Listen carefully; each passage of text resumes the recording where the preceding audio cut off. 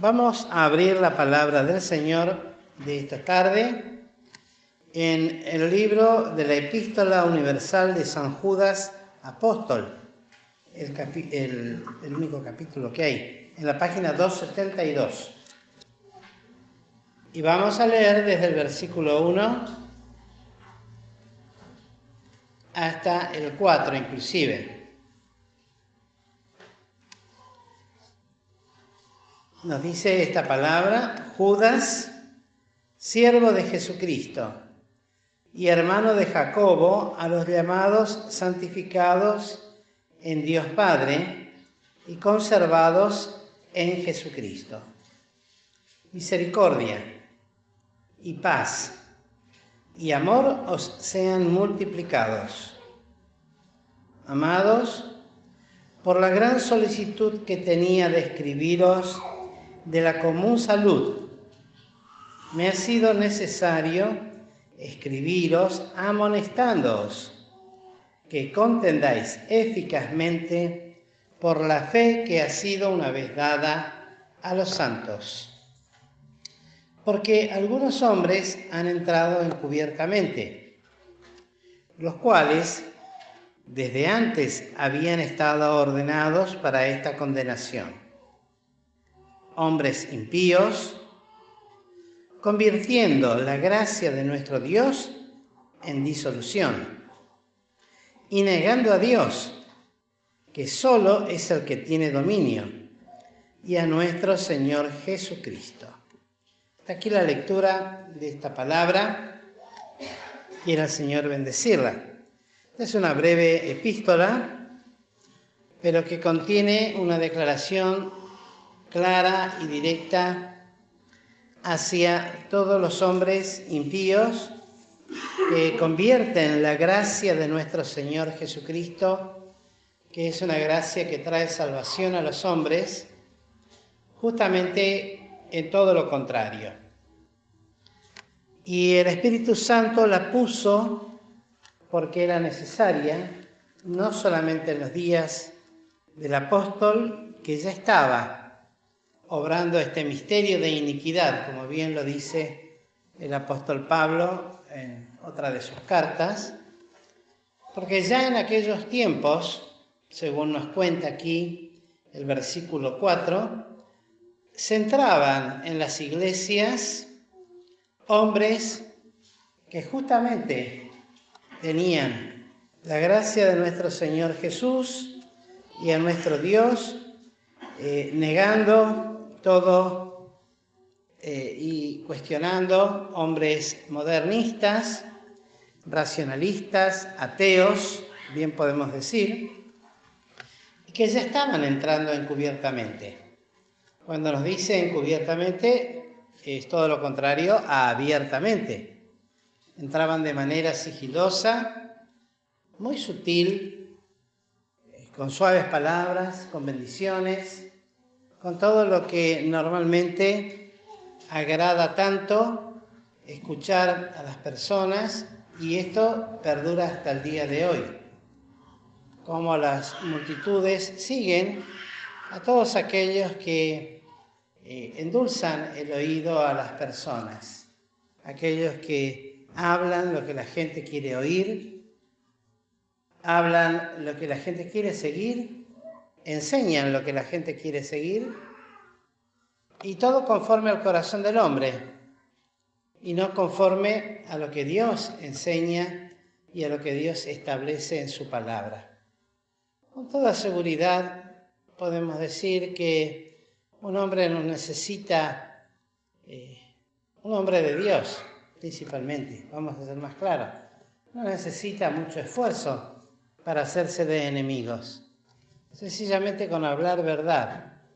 En este tiempo han de surgir los enemigos de todos lados, de su propia casa, de la propia familia, del propio entorno, de los propios conocidos, compañeros de trabajo, vecinos de barrio, y todo aquel que pueda llegar a tener un contacto con nosotros. A veces puede ser una enemistad aparente o buen trato, pero inmediatamente se marca la distancia. No olvidemos que Cristo dijo que Él vino a meter espada y no paz. Eso, y todo lo contrario que hoy se predica y que muchas veces aún los mismos creyentes son guiados a pensar que el propósito del Evangelio es traer paz a este mundo.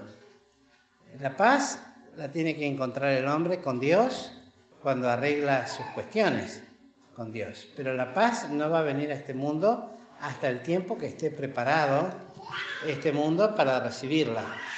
Así cuando se cumplan todas las cosas.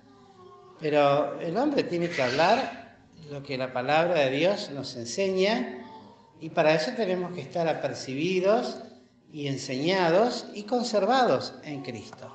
Esta palabra conserva la utiliza 2 veces el apóstol en esta epístola, al principio y al final. Conservados en Cristo Jesús. ¿Para qué?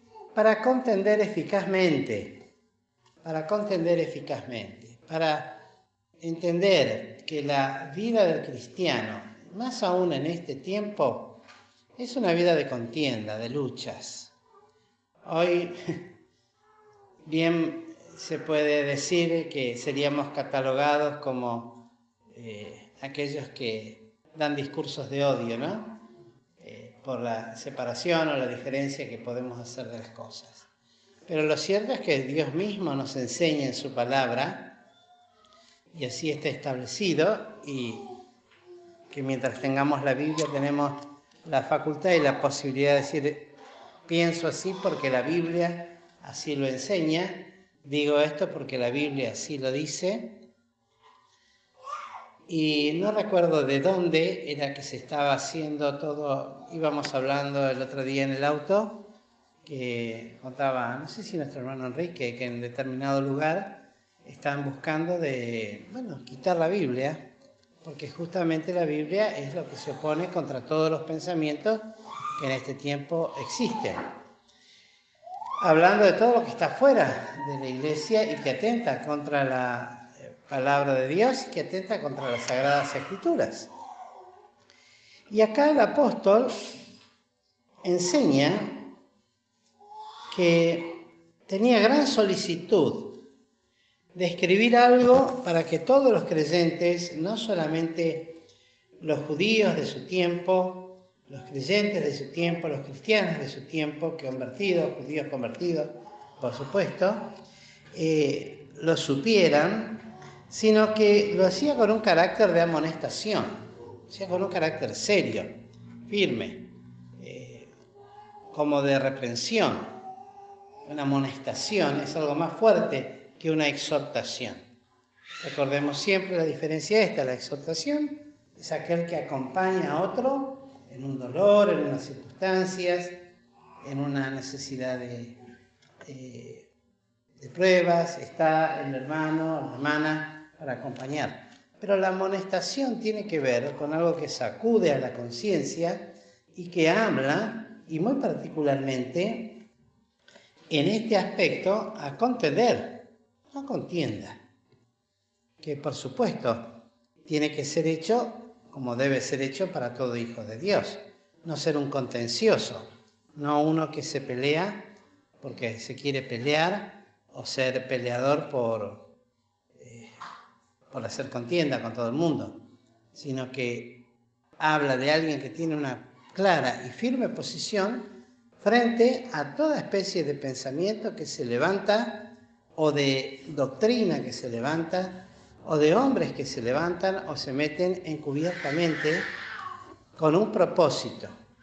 Lo va describiendo el apóstol y hace una descripción comparativa, tomando cosas de la Biblia, del Antiguo Testamento, otras de la naturaleza misma, pero dando una característica muy clara de cómo son estos hombres, cuál es el fin que persiguen y, por sobre todas las cosas, qué línea siguen.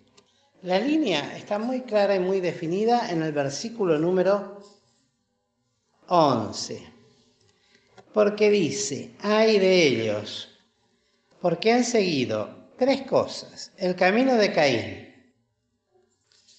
Luego se lanzaron en el error de Balaam por recompensa. Y tercero, y perecieron en la contradicción de Coré.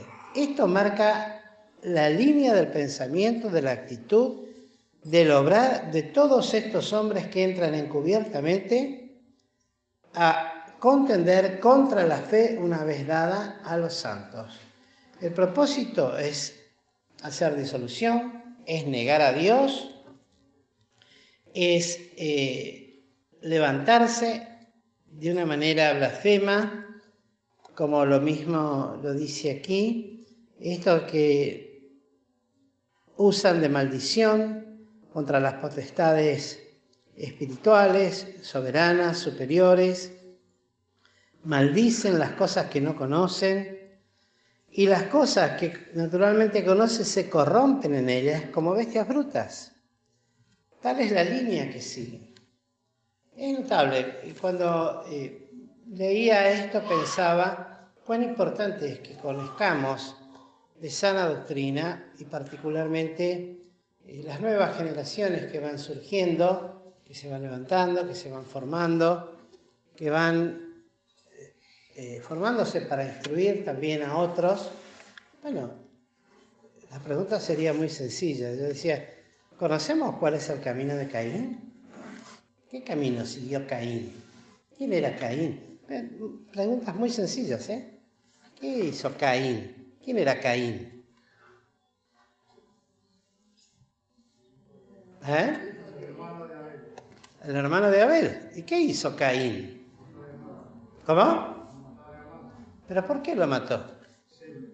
¿Por qué celos? Déjalo de contestar a otro, Enrique. Ese entusiasmo, Enrique. Porque Dios miró bien el sacrificio que había hecho Abel, porque Caín no había hecho el sacrificio conforme a lo que Dios había pedido. ¿Qué hizo Caín?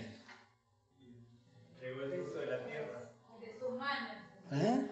Trajo la obra de sus manos. En síntesis, ¿qué fue lo que hizo? ¿Quiso adorar a Dios? Como él quiso. No le importó lo que Dios había establecido. Es el camino de Caín, que terminó después en crimen y muerte por celos contra su hermano, porque no soportó el rechazo de Dios a tal cosa, al que presentara y ofrendara el fruto de la tierra, el fruto de su esfuerzo. Dios no quiere saber nada con el esfuerzo propio del hombre. Dios no quiere saber nada con los sacrificios. Sacrificio y holocausto, dice. ¿Oh? Harto estoy. Yo daría, no sirve, no quiere. Miren, en toda la Biblia está llena de ejemplos de cómo Dios hace diferencia entre todo lo que tenga que ver con el esfuerzo humano y lo que Él esperaba del hombre. El otro día hablábamos de los altares en la antigüedad. Los que eran hechos para los dioses, los altos, ustedes tienen que ver, los que alguna vez habrán podido ver fotos de los que se descubrieron de altares, eran de primorosa hechura, de piedra, pero pulidas, perfectas. Y los altares que Dios quería para sus sacrificios tenían que ser hechas con piedras sacadas del río, así como eran puestas y sobre ellas ofrecer, porque no tenía valor el monumento en sí, sino el acto de fe con el cual se realizaba ese sacrificio. El aceite de la unción no tenía que tocar carne, no tenía nada que ver la obra del Espíritu con la carne del hombre. Y así podríamos seguir. Las cosas santísimas de Dios no tenían nada que ver con las cosas del hombre. Ese fue el camino de Caín, querer hacer su propio. Le pasó a Nadab y a Abiú, lo hemos hablado más de una vez, cuando quisieron ofrecer fuego extraño delante de la presencia de Dios. Dios lo rechazó totalmente por encender fuego que Dios nunca les mandó. Ese fue el primer camino. Tal es el primer pensamiento entonces de todo modernista, de todo hombre que se levanta contra todo consejo de Dios. Es, en primer lugar, a hacer su propia religión. Y principalmente lleno de apariencia. Porque tiene ese problema, principalmente. Al ser encubiertamente, quiere decir algo que va a entrar y va a pasar desapercibido y hasta aceptado por los demás. Miren qué difícil que es de discernir, ¿no? Muy difícil. Pero en el fondo tiene este camino, el de Caín, el de hacer su propio culto, el de apacentarse a sí mismo. Toda la apariencia, todo lo que podría ser noble. El segundo aspecto, dijimos cuál era, aquí lo dice, que es la parte central de la carta. Después ustedes leanla, van a ver que... Y se lanzaron en el error de Balaam. ¿Qué cosa? Por recompensa. ¿Quién era Balaam? A los más jóvenes les pregunto, Yo sé que los más grandes se muerden por responder, pero bueno, los más jóvenes. Porque para nosotros los más jóvenes es la enseñanza de él. A ver si están dispuestos Sí, ¿quién era Balaam, Martín? Era un sacerdote de un pueblo enemigo que quería maldecir al pueblo de Dios. Parecido, pero no igual. A ver otro, que responda con más exactitud. De los jóvenes, ¿Quién era Balaam? Está en el Antiguo Testamento la historia, bien relatada. A ver, ¿alguno de los mayores que nos puede ayudar? ¿Quién era Balaam? Era un profeta de Jehová. Era un profeta de Jehová. Era profeta y conocedor del Dios Alto. ¿Y cuál fue el problema de Balaam? Aceptó un pago. Lo contrataron para maldecir al pueblo de Israel. Ahí está, lo contrataron para maldecir al pueblo de Israel. Pero, ¿qué pasó en esa contratación? Hay un detalle muy importante. Que Dios no le permitió que maldijera al pueblo. Eso fue después, pero antes, en él. ¿Qué pasó con la experiencia de él?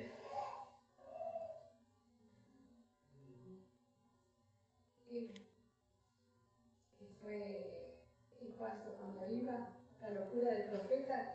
Ahí lo paró el burro, la mula o el burro. Fue refrenada por una bestia de cara, una bestia de cara. Bueno, pero, ¿qué había pasado con él? ¿Qué recibió primeramente como parte del pago? Era el reconocimiento de la gente. Era el ser reconocido, el ser honrado, el ser halagado. Ese fue el primer problema de él. Luego no pudo maldecir al pueblo.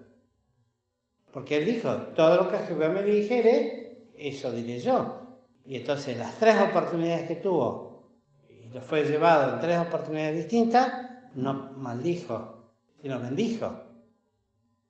Pero después cometió otro pecado. Ahí está, no lo pudo maldecir al pueblo, pero aconsejó cómo hacer pecar al pueblo. Ahí está, y enseñó a que cometieran fornicación y comieran de lo sacrificado a los ídolos, y así el pueblo pecar. Y eso lo hizo por recompensa. Por eso dice acá, y cayeron, dice, y se lanzaron. Mira la palabra que utiliza acá. Se lanzaron. ¿En qué? En el error que cometió Balaam. Por recompensa. Por supuesto, después Balaam fue ajusticiado y fue muerto por lo que hizo. No lo dice en el momento en que relatan la historia de Balaam y Balac, pero después Moisés relata cuando habla de eso y dice por qué tuvieron que matarlo. Porque enseñó al pueblo a pecar contra Dios. Cómo debía, o mejor dicho, enseñó de la manera en que podía vencer a ese pueblo. Lo cierto es que la segunda característica que persiguen todos estos hombres cargados de todas estas distintas, podríamos decir, características o cómo lo va describiendo de sus formas de ser. La primera es las apariencias y el camino de Caín. El segundo, lanzarse detrás de un elogio personal, de un enaltecimiento personal y el dinero que persigue. Por eso dirá Pablo en Romanos, cuando habla que harán a los creyentes mercancía,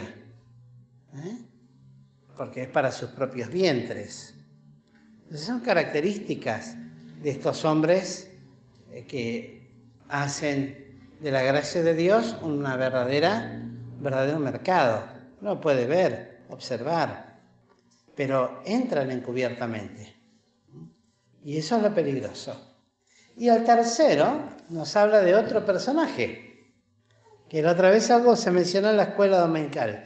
Dice, y perecieron en la contradicción de Coré. ¿Quién fue Coré?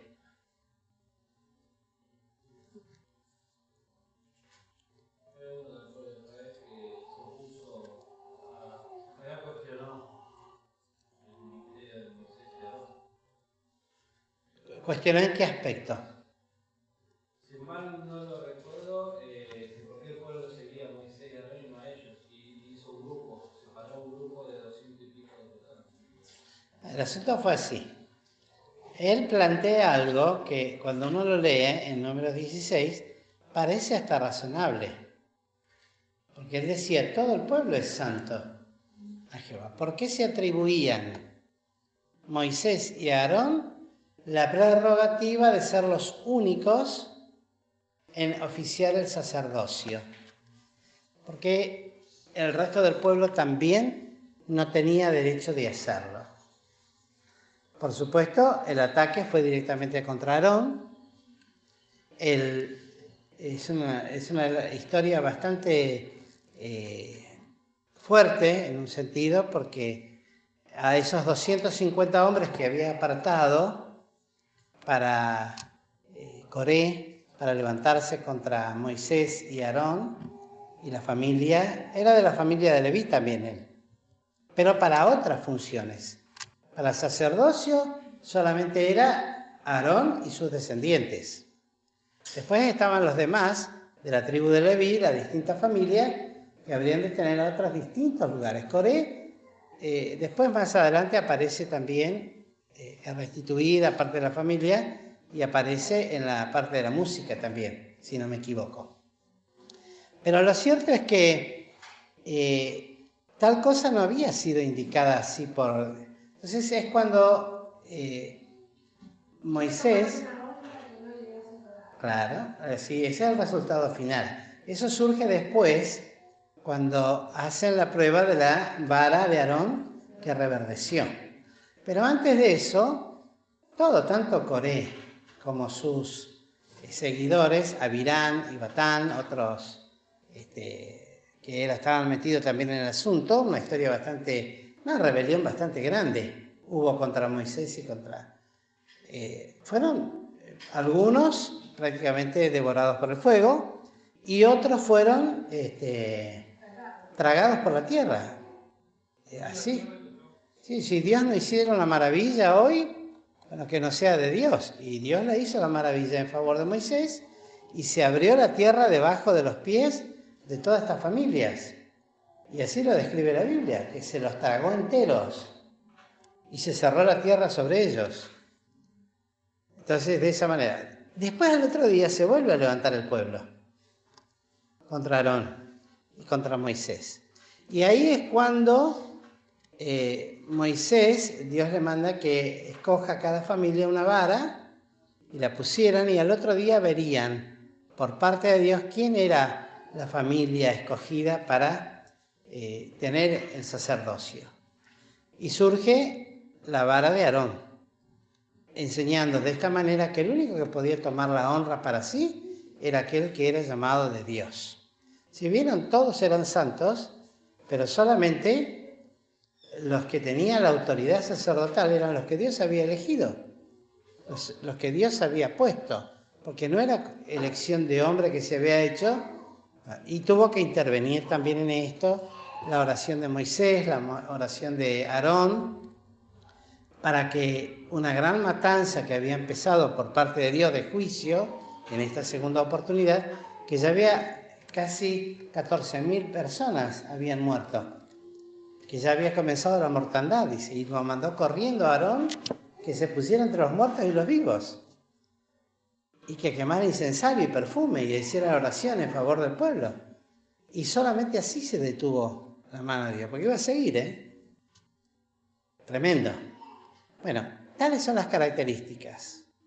Lo que nos deja como enseñanza esto, este error de Coré, la contradicción, es el sujetarse a las potestades que el Señor pone, aún en la iglesia. Esto es notable, porque a veces decimos, bueno, en la iglesia es distinto, la gracia es otra cosa. La gracia de Dios es para todos, y desde ya, todos somos hechos hijos de la gracia, y todos tenemos el Espíritu Santo en el corazón. Pero lo cierto es que dentro de eso, Dios ha dado dones espirituales, para que esos dones sean ejercidos, y Dios llama. No es que uno escoge quién a dedo, lo hemos estudiado, lo hemos aprendido, quién puede decir y quién no. Ni tampoco ninguno puede decir, si no es llamado de Dios, yo quiero tener tal lugar. Hay muchos que apetecen ese obispado. Tuvieron esa contradicción en sí mismos.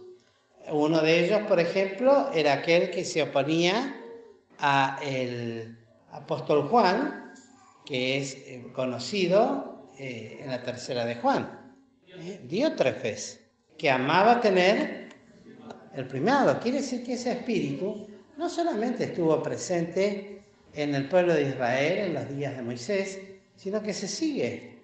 Cada tanto se levantan hombres, aún lamentablemente mujeres, en determinados grupos de congregaciones, donde aman tener ese primado, donde quieren tener ese lugar, ese privilegio que Dios no les ha concedido. Bueno, estas tres cosas son las que caracterizan a todos estos hombres que va hablando acá el apóstol Judas a lo largo de esta carta. Es notable porque lo compara con cosas acontecidas en Sodoma y en Gomorra, estos soñadores que mancillan la carne y menosprecian la potestad y vituperan la potestad de superiores, que ni los ángeles lo hacen. Son manchas en vuestros convites, versículo 12, que banquetean juntamente, apacentándose a sí mismos, sin temor alguno. 2 puntos. Comparados con nubes sin agua, que no sirven nada más que para traer tormentas, sin agua, inútiles, las cuales son llevadas de acá para allá de los vientos. Hombres que no están quietos, que hoy están bien con un grupo, con un movimiento, y mañana encuentran que otra cosa les resulta más cómoda, más rentable, y entonces allá se van, siguiendo sus propias disoluciones, árboles marchitos, como en otoño, sin fruto, 2 veces muertos y desarraigados, árboles totalmente sin vida. Está hablando. Tales son los que se entran en las iglesias, porque ahora estamos hablando de las iglesias, hermanos queridos.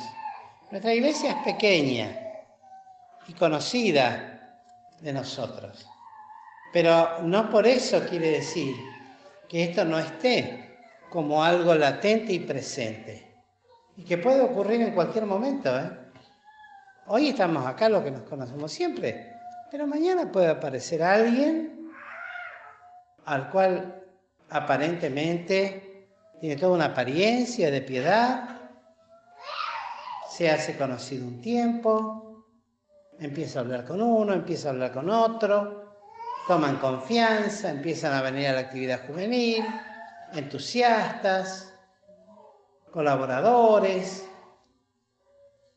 y van tomando lugar, y van tomando ocasión, iban llevando discípulos tras sí. Cuestión de tiempo nada más. Sí. Un ejemplo con lo de Coré.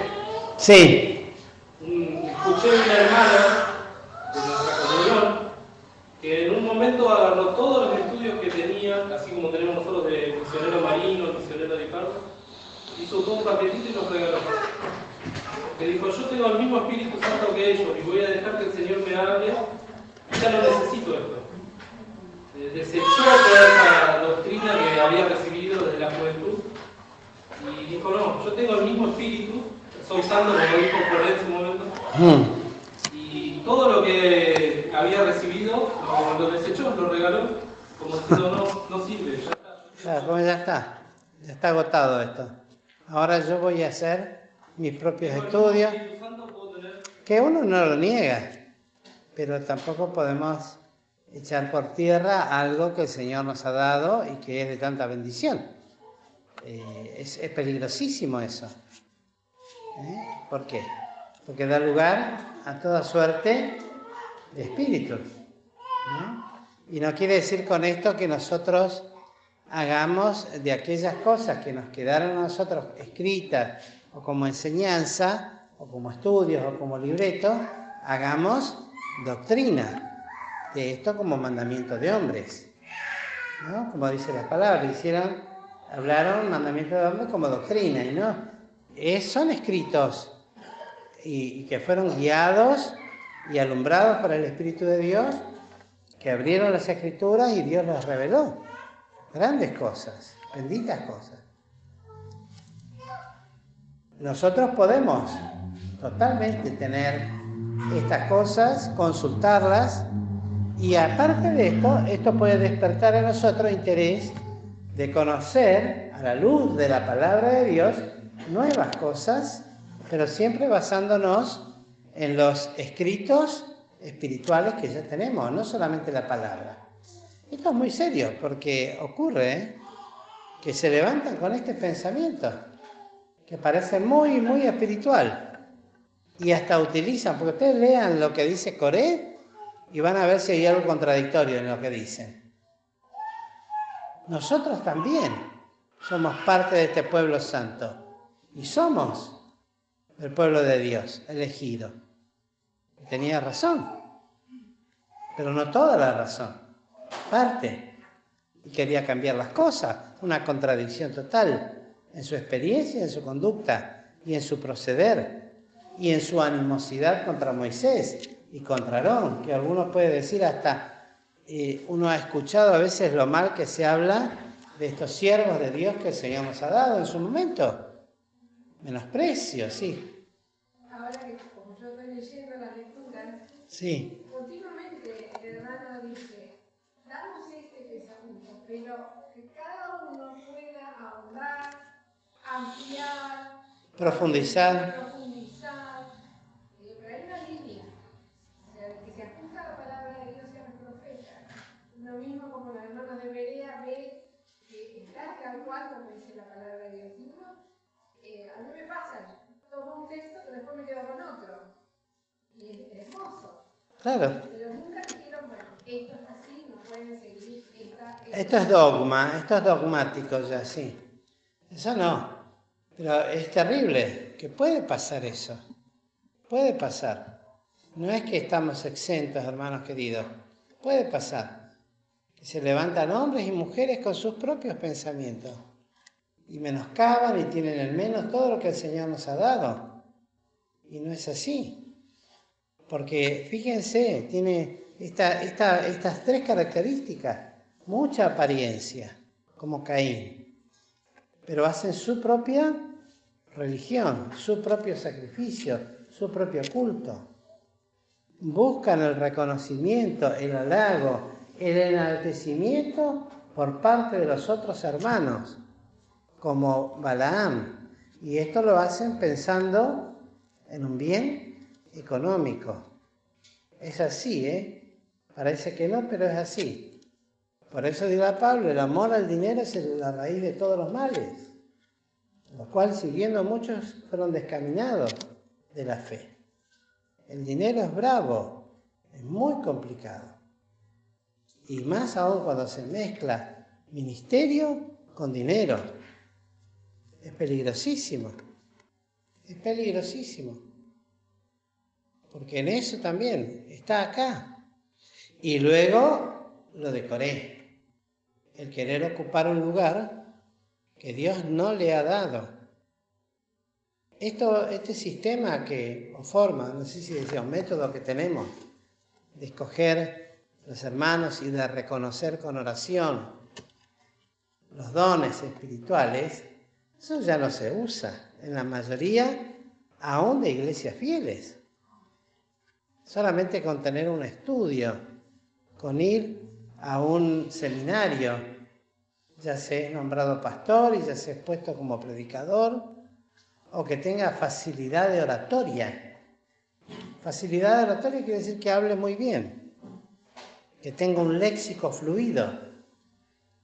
Ya eso solamente es suficiente para ocupar lugares de preeminencia, faltándole todo lo demás que necesita tener un siervo de Dios, ser totalmente capacitado por Dios para poder ejercer un ministerio. Todas estas cosas marcan a estos hombres que entran encubiertamente y que la iglesia tiene que saber discernir. Por eso dirá en San Juan 3 que hay que discernir los espíritus. ¿Cuál es la luz que tenemos para discernir los espíritus? ¿Podemos darnos cuenta de un hombre que es solamente apariencias? ¿Podemos darnos cuenta de alguien que busca solamente ser reconocido, halagado y beneficiado también con esto? ¿Podemos darnos cuenta de alguien que busca el primado, que busca tener la última palabra siempre en toda conversación, que busca tener la última palabra en toda reflexión? Hay gente que es así. Todos hablan, pero él espera siempre hasta el último porque quiere tener el último pensamiento sublime, superior a todo. Y que con eso se quede todo el mundo. Y eso hay que tener cuidado. Cuidado. Entonces son lecciones muy claras. El versículo 13 nos habla muy claramente el lineamiento de todos estos hombres que entran y que uno tiene que aprender a contender eficazmente por la fe, de la común fe, de la común salud que nos ha sido dada. Que el Señor, pues, nos bendiga, querido hermano. Todos estos temas tendrían mucho más.